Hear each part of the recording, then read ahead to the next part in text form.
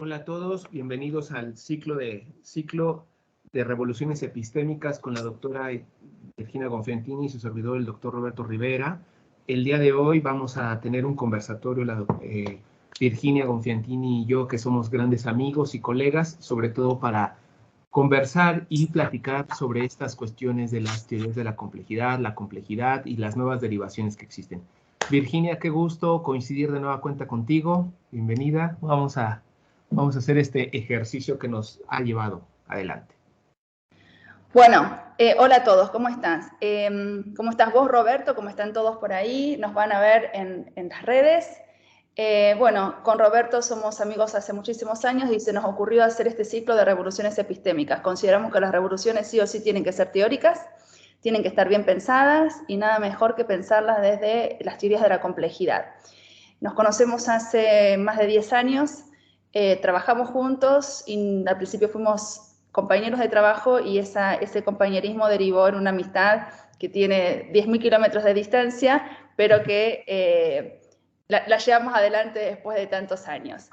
La idea es compartirles de acá a fin de año, estamos en el año 2023, estamos en mayo de 2023 y la idea sería de hacer un ciclo de conversatorios una vez al mes para terminar en diciembre y tener un caudal interesante de reflexiones epistémicas con respecto a la complejidad y diferentes dimensiones de análisis que, como dice Morán, en el espíritu del valle, todas las vertientes nutren y enriquecen al valle. Entonces, hoy vamos a empezar hablando sobre, bueno, justamente qué es la complejidad. Desde el punto, insistimos, son reflexiones teóricas, metodológicas con respecto a diferentes temas y diferentes dimensiones. Hoy nos compete empezar por el principio.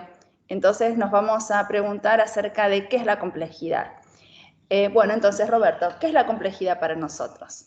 Bueno, la complejidad, recordemos que viene del latín complexus, que significa entrelazado, entretejido, pero más allá de que nos vayamos a la etimología, que es sumamente interesante y fundamental, hay que pensar cómo podemos nosotros entrelazar, entretejer disciplinas que están peleadas por siglos.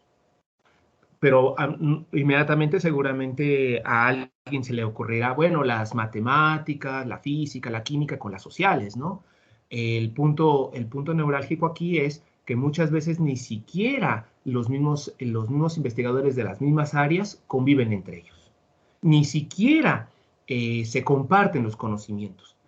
Difícilmente un pedagogo lee cosas de un sociólogo de un biólogo, de un biólogo, de un físico. O sea, muy difícilmente ocurre eso. Y a pesar de que estamos con los discursos de la modernidad y la posmodernidad, donde todo empieza a caber y todo empieza a entrar, una cosa es leerlos y otra es comprenderlos. Y otra diferente, que sería un tercer escanio, sería emplearlos en argumentos teóricos.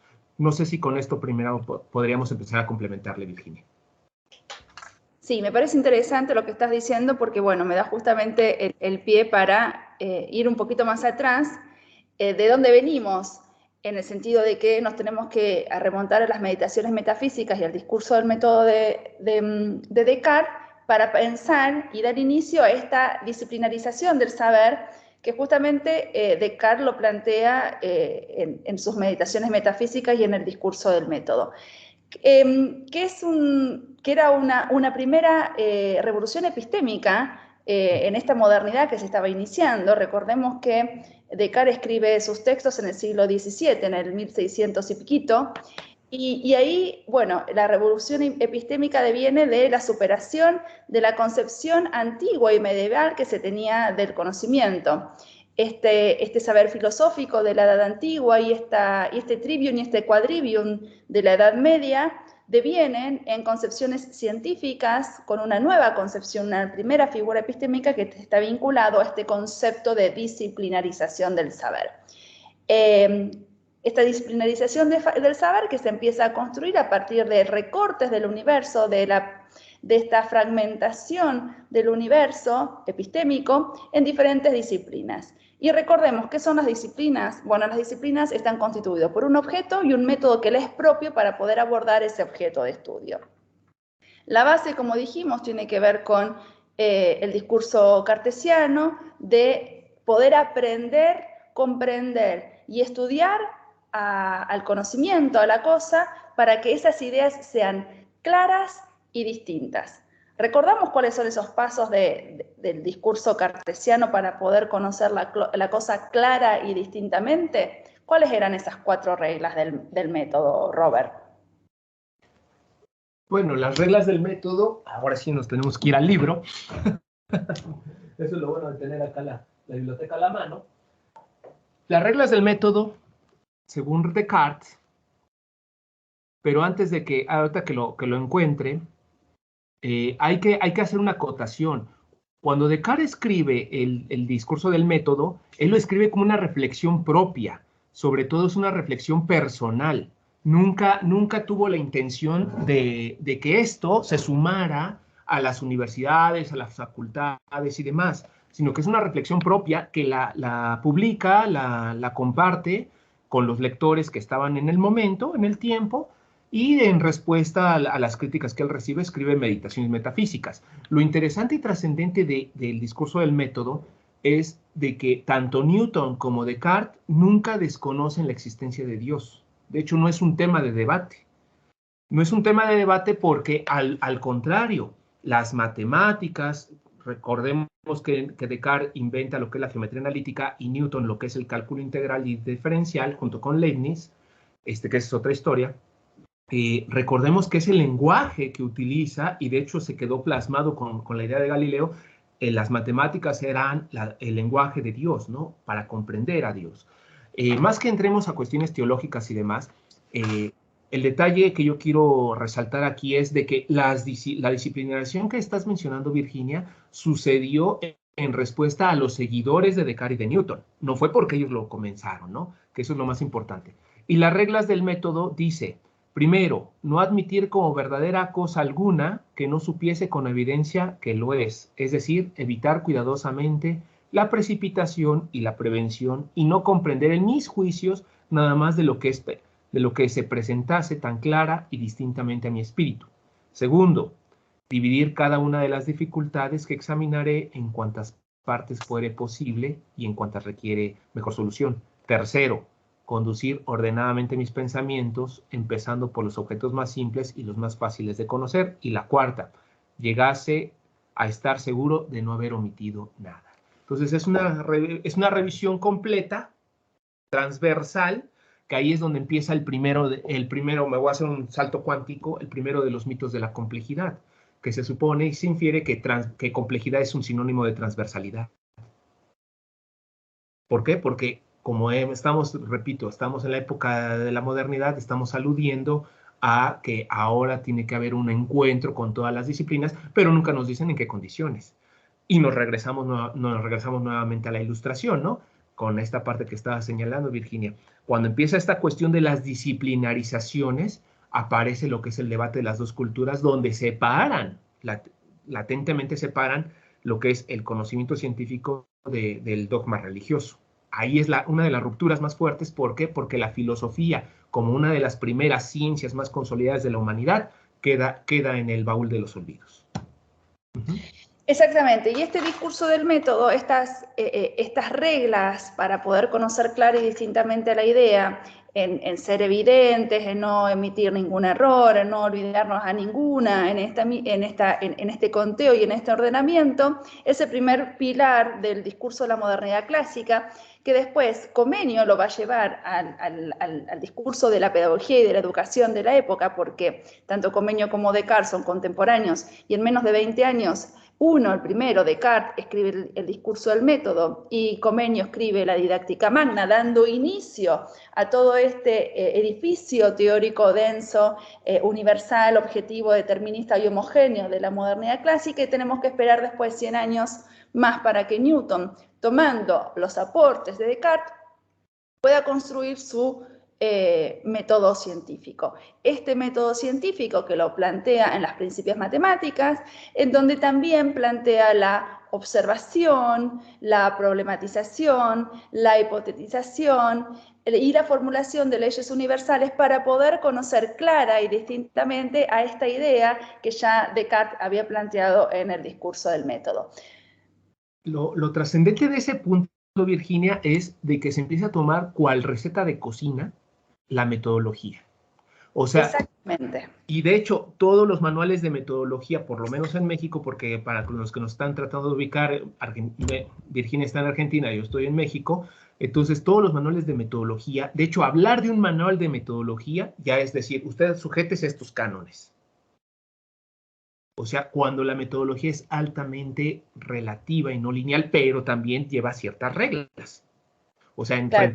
frente a un relativismo que tiene normas. O sea, en realidad no es tan relativa.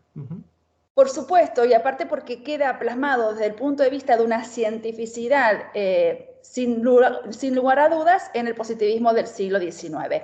Y a partir de ahí se inaugura el siglo XX y ahora vamos a ver cómo esta disciplinarización del saber científica que comienza con Descartes, que sigue con Newton, que se plasma en la educación con Comenio, se cientifica al máximo con Comte y todos los funcionalistas y positivistas del siglo XIX, dando también origen desde esa cientificidad a la antropología como ciencia, después lo va a hablar Roberto porque él es antropólogo, a la psicología como ciencia vinculado a estos pasos rígidos, estímulos, respuestas, estímulos condicionantes, respuestas aprendidas y adquiridas, error, que tiene que ver justamente con esta cuestión de seguir controlando la conducta con postulados matemáticos, con postulados que no pueden, justamente, es decir, las instituciones de la modernidad lo que hicieron fue controlar la conducta en todos los niveles de estos ciudadanos de la modernidad clásica, pero vamos a ver que, como nosotros llamamos las rupturas epistémicas de principios del siglo XX, el siglo XIX termina con dos mentes brillantes que empiezan a cuestionar todo este edificio teórico heredado. Justamente es Freud, desde el psicoanálisis, con la invención del inconsciente, y Einstein desde la física y desde la matemática, revisando, tomando a Newton como base, pero revisando los postulados de Newton y con la relatividad. Tenemos que considerar acá un punto importante. No estamos criticando el discurso de la modernidad clásica porque nosotros somos hijos de esta modernidad clásica, sino que estamos haciendo un recorrido sociohistórico para revisar por qué hoy nosotros tenemos que revisar nuestras categorías de análisis. No porque los antiguos se hayan equivocado, no porque los modernos se hayan equivocado, sino porque nosotros hacemos una transversalización sin considerar los objetos y los contextos. Y eso sí es mea culpa, es nuestra culpa de que estamos descontextualizando categorías, teorías, autores, desconsiderando justamente en este contexto posmoderno cómo tenemos que revisar esas categorías de análisis. Esto da origen a que Morán empiece un revisionismo con respecto a la modernidad clásica desde bases epistémicas distintas a este discurso de la modernidad clásica, y el contexto del siglo XX habilita justamente a esta crítica porque justamente el siglo XX se inaugura como un contexto turbulento, a pesar de que toda la humanidad estaba deseosa de llegar a este siglo XX, cambio de siglo, cambio de milenio. Sí, acá lo fundamental es de que no podemos también omitir de que los procesos históricos de larga duración afectan a todos los sistemas. En ese sentido, estamos viendo el desarrollo de la ciencia siempre ascendente, ascendente, ascendente, ascendente. Y eso es una mentira.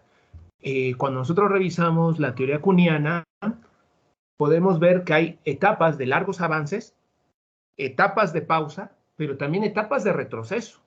No somos desconocedores de una etapa de la Inquisición, de una etapa de oscurantismo, en donde se tuvo que, durante más de 300 años, se tuvo que borrar muchos de los desarrollos científicos que se hicieron.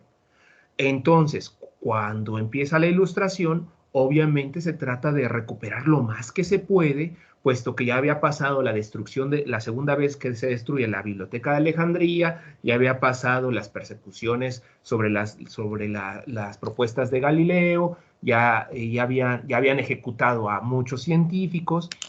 Entonces, estamos hablando de que es un estira y una afloja en este proceso de revoluciones, donde a partir del encuentro de discursos paralelos, o sea, momentos donde dos discursos se encuentran, o donde un discurso queda como latente y cuando se reflexiona como lo estamos haciendo en este momento, con otros investigadores y pones a la luz ciertas cosas, entonces te genera nuevas preguntas, nuevas pesquisas. Lo importante aquí, como bien señalas Virginia, es no podemos negar, un error de la modernidad es negar los orígenes que ya tenemos. O sea, ¿por qué? Porque si estamos aquí, si sabemos que existe la materia, es en relación a de que alguna vez Demócrito se le ocurrió pensar sobre una frase que se llama el átomo, lo indivisible. Después aparece Born y otros tantos químicos que nos empiezan a generar los modelos. Ahora vamos a hablar de los modelos atómicos y subatómicos. Ajá. Y después, ahí ya tenemos esas grandes revoluciones que tú estás señalando, donde muchas de las ciencias sociales, que al principio se llamaban, por ejemplo, la sociología se llamaba la física social, terminan copiando, o sea, terminan para validar su cientificidad, tratan de generar un clon de las ciencias que le llaman duras desde la óptica positivista, tratan de hacer un clon donde se trata de ver cómo actúa el ser humano, pero todo está en el vínculo causa-efecto de manera lineal. El detalle de la correlación causa-efecto es que no considera cambio. Y otro elemento es de que todo el cambio siempre es positivo. Ese fue uno de los... Nosotros leemos, por ejemplo, la teoría marxista, que aparte de haber generado movimientos ideológicos, que todos lo conocemos, también se puede ver como una propuesta de teoría evolucionista. ¿Por qué? Porque al final de cuentas todos los países, hagan lo que hagan, tienen que llegar a parecerse Inglaterra como primer mundo. En la actualidad, esos discursos que uno diría, bueno, eso fue hace muchos siglos, qué arcaicos eran, no, pues seguimos en la misma. Todo tercer mundo tiene que hacer esto para que se parezca a primer mundo, ¿no? Entonces, y bajo ese esquema, entonces nosotros estamos todo el tiempo como teniendo la mira hacia subir la escalerita, cuando en realidad estamos frente a una dimensión o múltiples dimensiones que son diferentes niveles de causa-efecto. De hecho, tendría que ser causa-efecto, cambio, consecuencias. Ajá. En ese sentido, cuando nosotros estamos, las ciencias sociales recuperan lo que son la base cuantificable para validar sus propias investigaciones, pues lo único que hace es, poco a poco va delegando el papel del sujeto. Y aquí nosotros tendríamos que pensar dos cosas. ¿Qué investigación está ajena a los sujetos? Que ese es un discurso que vuelve a aparecer, que René Descartes en su momento lo trató de borrar. Eso sí es culpa de René Descartes y es mea culpa de todas las generaciones que le siguieron, que copiaron el modelo hablando de la supuesta objetividad, donde el sujeto era un ente externo, ajeno al objeto, y lo manipulaba a su gusto e interés. Ajá. Y sobre todo, si eran cuestiones sociales, era mucho más fácil manipulable, entre comillas, porque la visión que tendría Virginia sería completamente diferente de la que yo tendría, a pesar de que tratáramos el mismo objeto.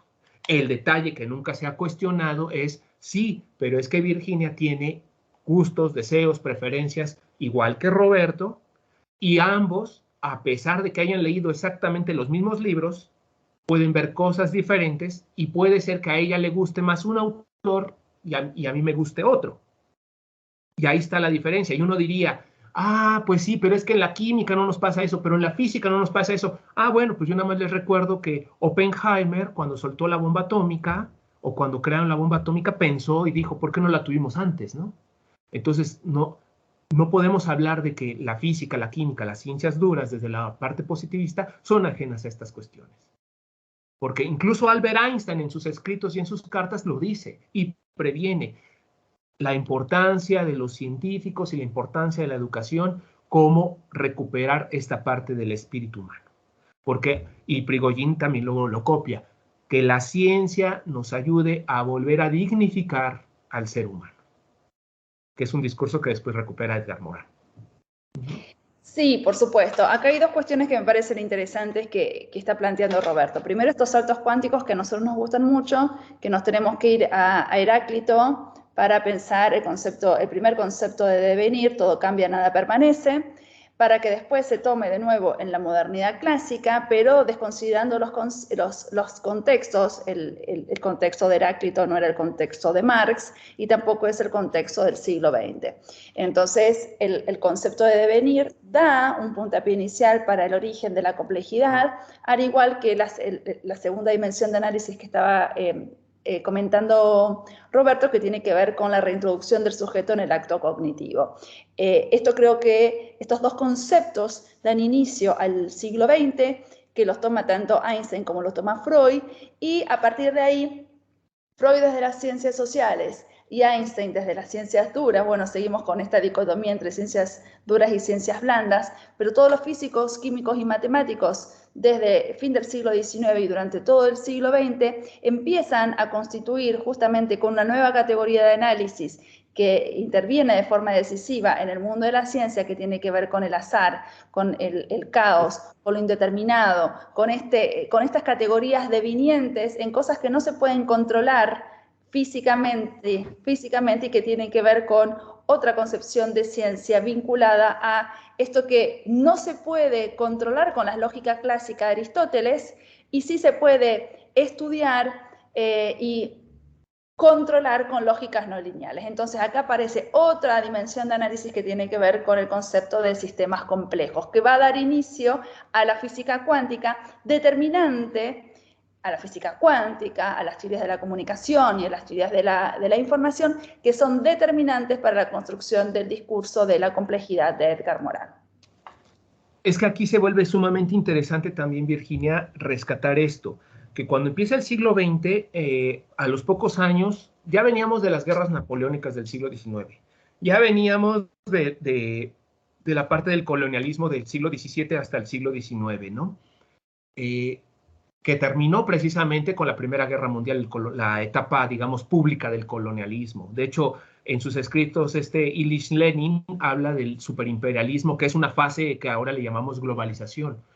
Entonces, venimos de un proceso histórico que pocas veces se le pone atención, pero la historia universal y la historia local y regional nos marca las etapas de los desarrollos científicos, sociales y tecnocientíficos. El punto que quiero llegar es de que cuando nosotros nos introducimos al siglo XX, que es el cambio, que es el esperado cambio de siglo, el momento donde la geopolítica está en otra dimensión, el detalle fundamental es, como bien lo está señalando, empiezan a aparecer detalles que la ciencia clásica no puede responder. Entre esos detalles empieza a aparecer la cuestión de la teoría cuántica. Pero ¿cómo aparece la teoría cuántica? No es de que de repente llegó y como el COVID y llegó para quedarse, sino que ya estaba ahí.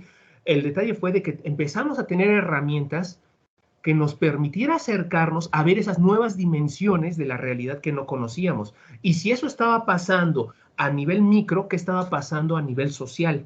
Que siempre fue también un tema muy descuidado.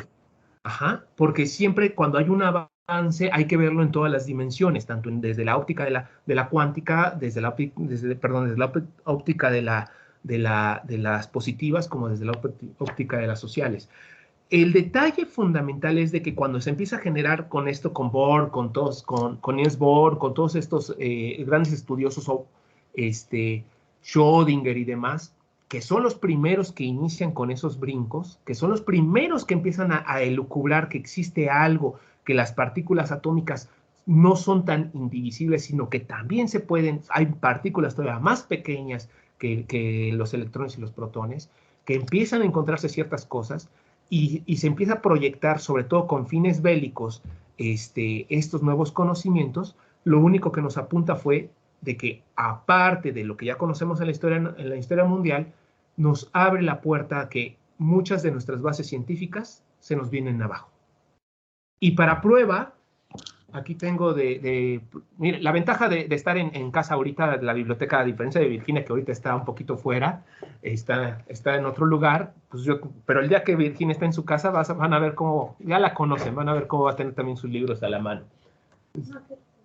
Ya, tengo un rato. No, pues tengo un rato, dame unos 20 minutos. Dice, aquí la cuestión es que en 1986 la Unión Internacional de Mecánica Pura y Aplicada, el presidente declaró: llegados a un punto debo hacer un alto y hablar en nombre de la gran hermandad de expertos de la mecánica. Hoy somos muy conscientes de que el entusiasmo que sentían nuestros predecesores por el éxito del maravilloso de la mecánica newtoniana les lleva a hacer generalizaciones en el campo de la predicción, que hoy han resultado ser falsas. Queremos pedir disculpas colectivamente por haber inducido al error al público oculto al propagar, a propósito del determinismo de los sistemas que cumplen las leyes newtonianas del movimiento, unas ideas que después de 1960 ya no pueden sostenerse. Eso nos da cuenta de que si la base teórica de la física, que era la segunda ciencia desde mi punto de vista, aquí podemos abrir otro debate, desde mi punto de vista era la segunda ciencia más consolidada, porque la primera que tuvo la humanidad fue la filosofía. Si la base de la física se está viniendo abajo, se están cayendo, se está desquebrajando, ¿qué podríamos esperar de las demás ciencias? Incluyendo las sociales. Acá hay una cuestión importante.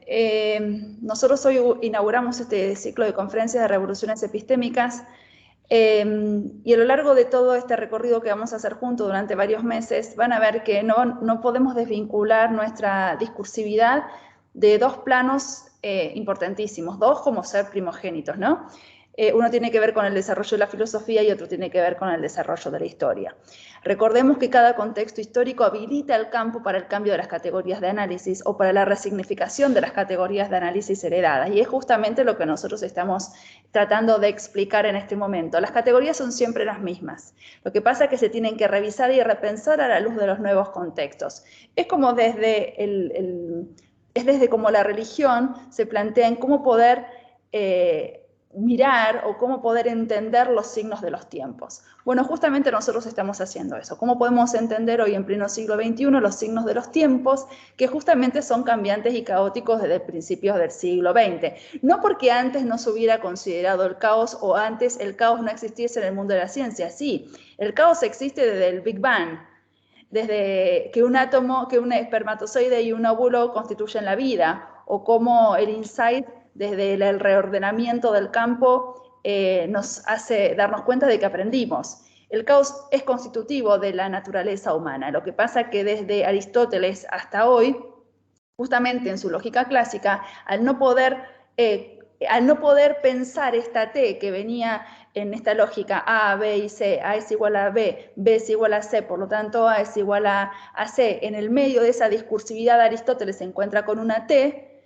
esa T no la puede pensar, le viene a desorganizar toda su lógica, por lo tanto es el comienzo de la lógica clásica con ese tercero excluido. Y ahora vamos a ver cómo ese tercero excluido en la lógica clásica en el siglo III a.C., Nicolescu, en plena década del 70 del siglo XX, lo reincorpora con el tercero incluido en su lógica para pensar una de las características principales de la transdisciplinariedad, dimensión constitutiva del pensamiento complejo, porque la transdisciplinaridad es la tercera figura epistémica que nosotros conocemos a lo largo de la historia. Empezando con la primera figura epistémica, que es lo disciplinar, con Descartes en el siglo XVII, una segunda figura disciplinar con Piaget en el siglo XX y una tercera figura disciplinar hasta hoy con la transdisciplina con Nicolescu en la década del 70 también del siglo XX. Bueno, aquí hay que hacer una acotación, Virginia. La noción de caos ya sí existía desde antes. No olvidemos que hay un poema, ahorita se me fue el nombre del autor, pero sí habla de la existencia del caos. De hecho, el orden del universo, no olvidemos al Timeo en Platón, donde él habla de cómo es que se organizan los dioses, cómo es que los dioses centrales se organizan para poner un orden. Y otra cosa, aquí ya nos extrapolamos a las ciencias sociales, la sociología, la antropología. Todas las culturas del mundo reconocen que antes se vivía en una situación mítica, caótica, y que tuvo que pasar un cisma, un momento evencial, un drama social que provocara establecer los órdenes, y por esa situación se tienen que hacer constantemente los rituales religiosos, las ceremonias y otra serie de prácticas que ahora las vemos de manera convencional porque son parte de nuestra vida. De hecho, por ejemplo, el ritual católico, las 4 etapas del Pentecostés, la Pascua y demás, hablan de reordenar eso, ¿no? Hablan de esos órdenes. Entonces, esa primera lógica. Entonces, que el detalle, como bien señalas, la cuestión del caos estaba borrada o estaba debajo del tapete porque contradecía la correlación causa-efecto, eso es fundamental, porque al introducir la noción de caos, aquí nos abre la puerta a dos dimensiones.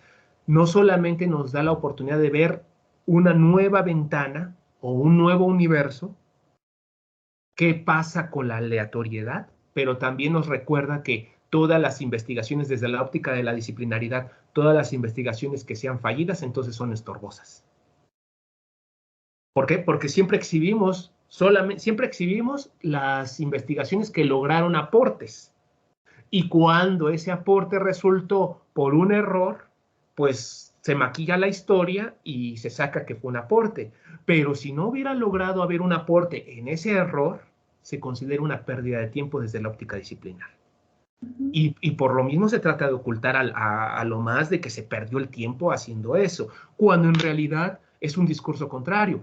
Es señalar, usted no siga, es decirle al público general, decirle al público científico, es usted no siga este camino porque va a llegar a este puerto que no tiene fondo, ¿no? O va a llegar a este barril sin fondo. Ese detalle. Ahora, aquí con estas cuestiones que nosotros estamos ahorita presentando, Virginia, hay que también señalar que hablar de complejidad no es hablar de un relativismo. O sea, no, o sea, hay que sentar eso porque si no se puede ir una mala idea de que todo cabe, todo entra, entonces usted diga palabras rimbombantes y va a ver cómo pegan, sino, sé que no estamos en eso, pero hay que prevenir a la audiencia que no ha conocido un poco del tema o que se está metiendo en esto. Hablar de complejidad tiene 2 detalles. No todos los fenómenos entran, o sea, no todos los fenómenos son complejos, y la segunda, no es un relativismo de que puedo meter todo en el mismo baúl. De ahí que, por ejemplo, cuando nosotros hablamos del tercero incluido de Nicolescu, sí perfectamente podemos hablar del principio de complementariedad de Prigogine, pero es porque hay bases teóricas análogas. Es que ese es el punto, que cuando uno se meta a estudiar complejidad tiene que buscar bases teóricas análogas y no nada más hacer las extrapolaciones porque suena bonito, porque creo que así va, bueno, sí, ok, suena bonito, crees que así va, pero ¿cuál es el sustento teórico que le da, que permite esa extrapolación, ¿no? Que permite la construcción de esos isomorfismos, que ahí está el principio de las lógicas no clásicas, que a partir de nuevas formas de pensamiento nos permite brincarnos a otras áreas, pero no el hecho de haberte brincado a otras áreas significa que la estás comprendiendo y significa que son pertinentes. No, totalmente. Esto es importantísimo, que no todo es complejo, que la complejidad es una dimensión de análisis, es una epistemología y no un adjetivo calificativo, que no todo es relativo, que no todo es subjetivismo y que tampoco es todo azaroso, porque si no hay una imposibilidad epistémica de poder pensar. Entonces, la invitación es a pensar. La invitación es a pensar desde bases epistémicas. La complejidad es una teoría del conocimiento, por lo tanto, es un desarrollo epistémico filosófico, no es un adjetivo calificativo. No podemos decir que, no podemos hacer similitudes entre que la complejidad es algo caótico, es algo dificultoso, es algo complicado. No, la complejidad es una teoría de conocimiento. Al ser una teoría de conocimiento, constituye una dimensión epistemológica fundante de una filosofía. ¿Qué son las filosofías? La filosofía es una ciencia que se encarga principalmente de estudiar cómo conocemos y cómo ese conocimiento, esa relación sujeto-objeto, ha ido cambiando desde el surgimiento mismo de la filosofía en el siglo V a.C. en la polis ateniense, y que por lo tanto es una construcción sociopolítica, cultural e histórica. ¿El hombre ha conocido a lo largo de su historia? Sí, desde el minuto 1 de que surge el hombre en la Tierra. Siempre ha ido conociendo. Ahora, ese conocimiento ha ido cambiando, primero mitológicamente, religiosamente, después con el logos, después de nuevo con la religión y después a partir de la ciencia en la modernidad clásica. Entonces, lo que nosotros queremos invitarlos a pensar con Roberto a partir del día de hoy, con este ciclo de revoluciones epistémicas, es tratar de comprender explicar, a aprender y aprender juntos también, porque esa es la idea, de que a lo largo de la historia el hombre conoció y conoció de modo distinto y cómo hoy, en pleno siglo XXI, nosotros tenemos que poder empezar a pensar desde las fronteras del conocimiento. Pero también que es un vaivén, o sea, porque que es un vaivén de volver a revisar esos mitos, de volver a revisar esas creencias religiosas, de volver a revisar esas bases de la ilustración, del oscurantismo y demás, porque pueden haber cosas que otros las dejaron pasar, porque todos ya pasaron por ahí y puede que no hayan visto un pequeño detalle. O sea, es volver a revisarlo, pero también es aquí, hay que hacer dos distinciones. No se trata de volverse bibliotecas andantes, sino se trata de cómo generas las correlaciones entre los encuentros dialógicos o los encuentros horizontales entre una disciplina con otra. Cómo combinas la pedagogía con la física, con la antropología, por ejemplo, ¿no? Que es un ejercicio que tú y yo hemos hecho bastantes veces.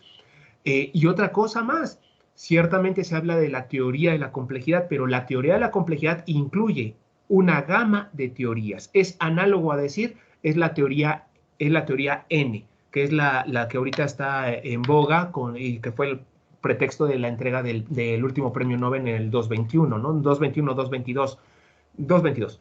Fue la teoría N, o lo que sería la teoría de cuerdas, es un cúmulo bueno, de hecho la teoría de cuerdas forma parte de la teoría N. Es un cúmulo de teorías, al igual que la complejidad. Cuando nosotros hablamos de complejidad no es una sola. También hay que romper, hay un mito, ¿no? Que generalmente se asocia complejidad igual a pensamiento complejo. No, no es cierto. Pensamiento complejo es uno de tantas posturas paradigmáticas o teóricas que integran a la teoría de la complejidad. De hecho, lo correcto sería decir teorías de la complejidad, pero a muchos les genera como revuelo eso. Entonces, el acuerdo general es, bueno, hablemos de una teoría que incluye teorías. Eso sería esta parte. Donde, como bien señala Virginia, el hecho de que la invitación aquí es a reflexionar, a hacer recibir comentarios, recibir también recibir personas que nos acompañen, otros críticos y demás, porque ese es el motor de las revoluciones científicas, en todo momento. Y las teorías de la complejidad o la teoría de la complejidad no está en contra ni del paradigma simplificador, ni del motor de las revoluciones científicas, y sí está a favor de vamos a buscar nuevos avances teóricos, tecnocientíficos y demás desarrollos a partir de que descubrimos que el mundo ya se comprende de otra manera. Sí, creo que esto es fundamental. Nosotros lo que queremos dejar en claro es que estamos haciendo un ejercicio de pensamiento, es decir, el verbo es pensar, el verbo es repensar, y hacer un revisionismo histórico. No todo lo pasado fue malo, porque justamente lo que necesitamos hoy en el siglo XXI, y como dice Morán en El Espíritu del Valle, la verdad que es un texto, para mí fue uno de los más difíciles de poder comprender de Edgar Morán, porque justamente hace uso y abuso de la epistemología, si cabe la palabra epistemología oriental, del pensamiento oriental, de la tradición religiosa oriental en el Tao, en donde todas las vertientes confluyen para el enriquecimiento del valle. No todo lo pasado fue malo, por lo tanto ustedes nos van a escuchar, a Roberto y a mí, hablar de lo mitológico, de ir y venir con el Timeo, de ir y venir con la metafísica aristotélica, de tomar los aportes de Santo Tomás y de San Agustín. ¿Por qué? Porque hoy es necesario, y acá vamos a volver a tomar dos autores, Morán y Boaventura de Sousa Santos, cuando habla del pensamiento del sur o de las epistemologías, también en plural, del sur. No es una cuestión de nomenclatura y no es una cuestión de coherencia y de cohesión hablar de epistemología o de epistemologías. No, cuando hablamos en plural estamos hablando justamente de la multiplicidad de epistemologías que deberíamos considerar hoy en pleno siglo XXI para poder abordar la relación sujeto-objeto del conocimiento. No podemos ser necios de que todo lo pasado fue malo y tampoco podemos ser necios de que el único conocimiento es el occidental, el único conocimiento válido hoy es el occidental y el cristiano, porque ya sabemos que desde Occidente y cristianamente desde el siglo XV nos estamos comiendo la madre tierra. Entonces, ¿cómo poder hoy, en pleno siglo XXI, recuperar lo mitológico, lo religioso, lo ancestral, lo original, lo nativo, lo occidental, lo oriental. ¿Para qué? Porque en esa riqueza nosotros vamos a poder enriquecer nuestra relación con el conocimiento, que lejos de ser subjetivista y objetiva, es crítica y es compleja. Exactamente. Ahí está el punto, ¿no? O sea, bien estás tocando que cuando hagamos estos recorridos vamos a encontrarnos de todos, San Agustín, Santo Tomás y otros autores modernos, contemporáneos, anteriores, porque al final de cuentas, ¿quién diría que desde el Paleolítico ya se tenía noción de la existencia de los planetas? ¿Quién diría que desde el Neolítico se inventó, y ahí está la prueba de las pinturas rupestres, se inventó la idea de imágenes en movimiento, que ahora le llamamos películas? Entonces, ¿qué tan modernos somos? Sería la pregunta, ¿no? ¿Qué tan avanzados somos? Tenemos que tomar desde el Australopithecus hasta hoy todo el concepto de homos y cómo este homos ha cambiado, estos diferentes homos han cambiado nuestra relación con la naturaleza y con el conocimiento.